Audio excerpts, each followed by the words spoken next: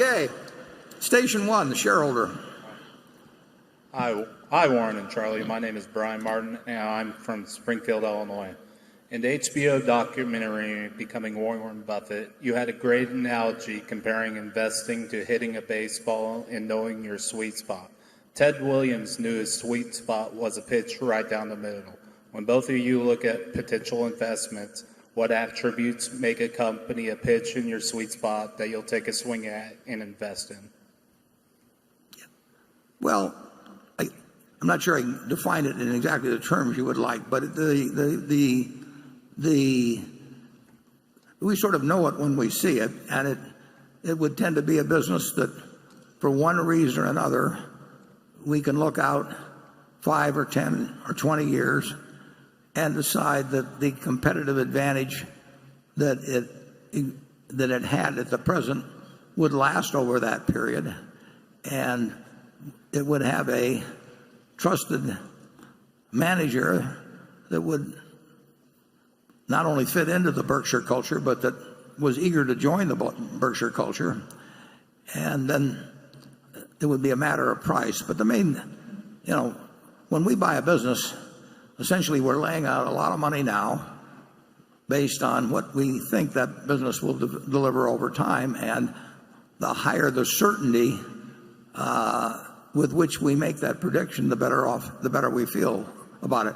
You can go back to the first, wasn't the first outstanding business we bought, but it was kind of a watershed event, which was a relatively small company, See's Candy. And the question when we looked at See's Candy in 1972 was, would people still want to be both eating and giving away that candy in preference to other candies?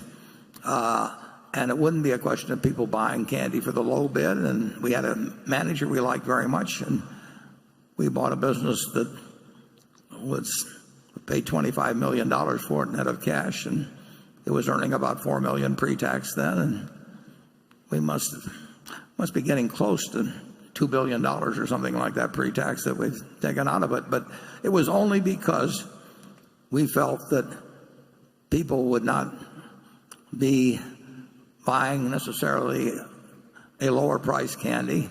I mean, it does not work very well if you go to your wife or your girlfriend on Valentine's Day, I hope they're the same person,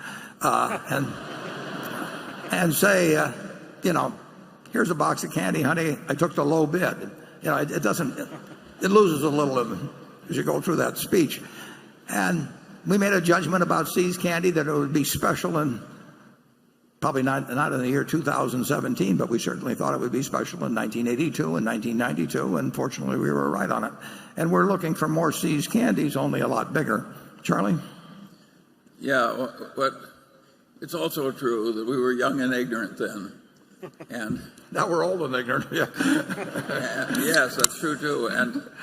And the truth of the matter is that it would have been very wise to buy See's Candy at a slightly higher price.